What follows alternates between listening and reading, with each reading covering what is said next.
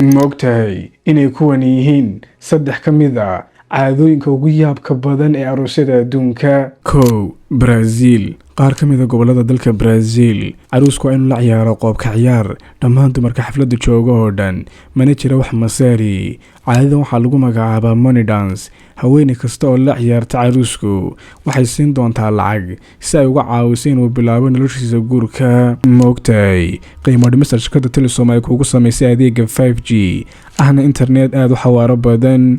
Wuxuu ka kooban yahay laba nooc, mid lagu xidho guriga iyo mid aad u qaadan karto goob kaste. Qiimihii hore waxa uu ahaa $80, haddana waa $30 oo keliya. Fadlan riix linkeyga aan ku leeyahay Telesom ee yaala bio-gayga amba kommentiga ugu sarreeya, kadibna ka doora 5G-ga guriga amba ka gacanta, halkaasna ka iibso. 2.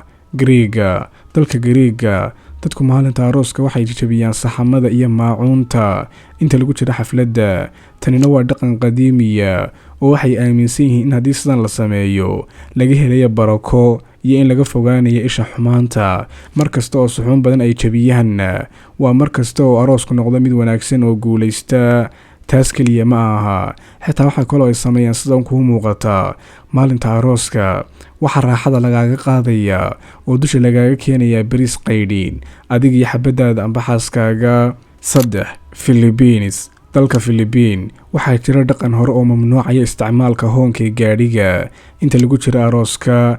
Waxay aaminsan yihiin in codka hoonku uu keeni karo nasiib xumo iyo guur daraysta, isla markaana uu noqon karo bilow xun oo ku dhaca nolosha lamaanaha iscalmaday. Haddaba daawade, adiga su'aal haddii aan ku weydiiyo, midka ayaa xoog kaaga yaabiyey? Qaybta kommentiga ee hoose iigu sheeg. Ha iloobin inaad follow noo saarto YouTube iyo Facebook profile-ka saaranna aad subscribe dhahdo.